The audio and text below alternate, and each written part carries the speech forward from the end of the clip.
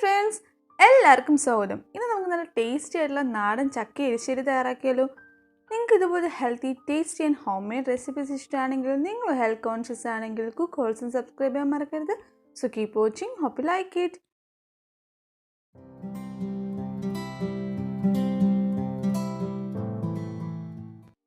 അപ്പോൾ നമ്മുടെ ചക്ക എരിശ്ശേരിയുടെ മെയിൻ ഇൻഗ്രീഡിയൻറ്റ് ചക്കയാണ്. ഞാൻ ഇവിടെ ഏകദേശം ഇപ്പോൾ ഒരു 25ഓളം ചക്കച്ചോളം എടുത്തിട്ടുണ്ട്. നമുക്കിതൊന്ന് ക്ലീൻ ചെയ്തിട്ട് ചെറിയ പീസസ് ആയിട്ടൊന്ന് കട്ട് ചെയ്തെടുക്കണം.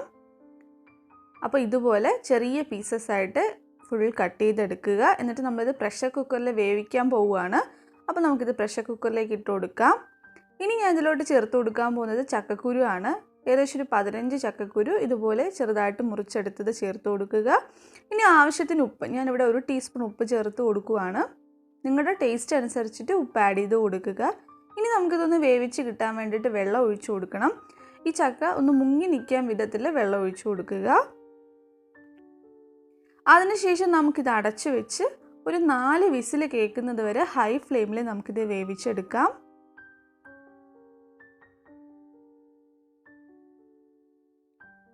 അപ്പോൾ നമ്മുടെ ചക്ക വേവുന്ന സമയത്ത് നമുക്ക് അരപ്പ് തയ്യാറാക്കാം. അതിന് വേണ്ടിയിട്ട് ഞാൻ 1 കപ്പ് തേങ്ങ എടുത്തിട്ടുണ്ട്. ഇതിലോട്ട് നമുക്ക് 2 ടീസ്പൂൺ മുളക് പൊടി ചേർത്ത് കൊടുക്കാം.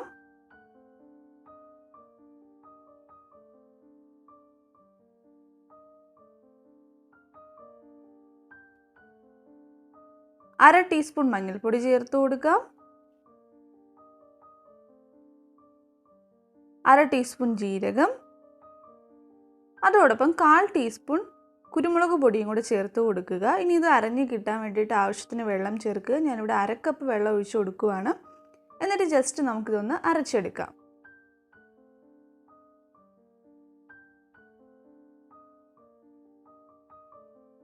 അപ്പോൾ നമ്മളിത് അരച്ചെടുത്തിട്ടുണ്ട്.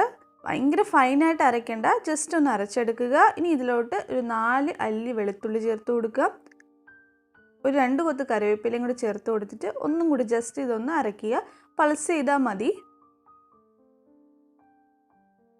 ഇപ്പോൾ നമ്മുടെ ചക്ക നന്നായിട്ട് വെന്ത് കിട്ടിയിട്ടുണ്ട്. ചക്കയും ചക്കക്കുരുവും ഒക്കെ നന്നായിട്ട് വെന്തിട്ടുണ്ട്.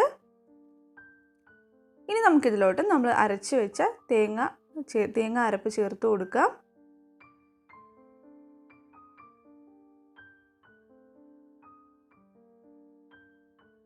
എന്നിട്ട് ജസ്റ്റ് ഇതൊന്ന് മിക്സ് ചെയ്ത് കൊടുക്കുക.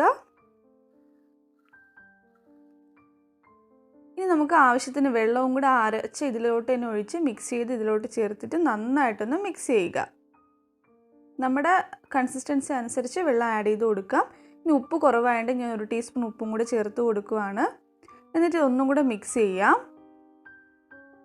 ഇനി നമുക്കിത് ജസ്റ്റ് ഒന്ന് ചൂടാക്കി എടുക്കണം. ഒരുപാട് തിളപ്പിക്കുകയൊന്നും വേണ്ട, ജസ്റ്റ് ഇതൊന്ന് ചൂടാക്കി എടുക്കുക.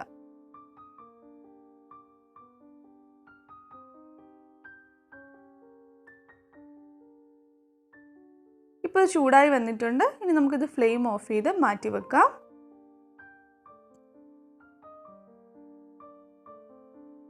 ഒരു ചീനിച്ചട്ടിയിലോട്ട് 2 ടേബിൾ സ്പൂൺ വെളിച്ചെണ്ണ ഒഴിച്ചു കൊടുക്കുക. ഇതിലോട്ട് 1 ടീസ്പൂൺ കടുകിട്ട് പൊട്ടിക്കുക. ഇനി നമുക്കിതിലോട്ട് 1 ടീസ്പൂൺ ഉഴുന്ന് പരിപ്പ് ഇട്ട് കൊടുക്കാം. 2 ടേബിൾ സ്പൂൺ ചിരകിയ തേങ്ങ ചേർത്ത് കൊടുക്കാം.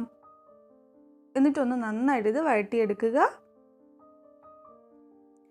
ഇനി ഇതിലോട്ടൊരു 3 വറ്റൽമുളക് ഇട്ട് കൊടുക്കാം. കുറച്ച് കറിവേപ്പില ഇട്ട് ഒന്നും കൂടി ജസ്റ്റ് ഇത് വഴറ്റിയെടുക്കുക.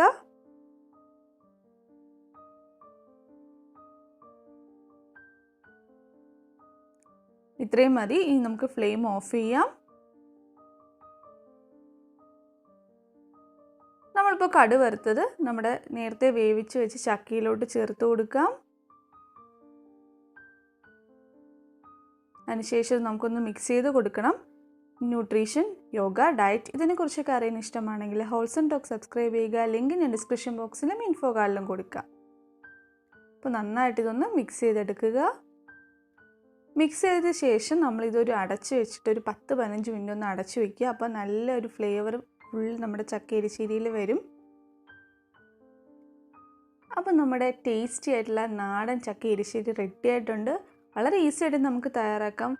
ഇങ്ങനത്തെ ഒരു നാടൻ ഡിഷായിട്ട് തയ്യാറാക്കാൻ ഒരു പാടുമില്ല. അപ്പോൾ നിങ്ങൾ എന്തായാലും ട്രൈ ചെയ്ത് നോക്കുക. നമുക്കിത് വെറുതെ കഴിക്കാനും ടേസ്റ്റാണ്, ചോറിൻ്റെ കൂടെയൊക്കെ കഴിക്കാവുന്നതാണ്. അപ്പോൾ ട്രൈ ചെയ്തതിന് ശേഷം നിങ്ങളുടെ ഫീഡ്ബാക്ക്സ് കമൻസിലൂടെയും മെയിലിലൂടെയും അറിയിക്കാൻ മറക്കരുത്. വീഡിയോ ഇഷ്ടമായെങ്കിൽ പ്രിയപ്പെട്ടവരെ ഷെയർ ചെയ്യാനും ലൈക്ക് ചെയ്യാനും മറക്കരുത്.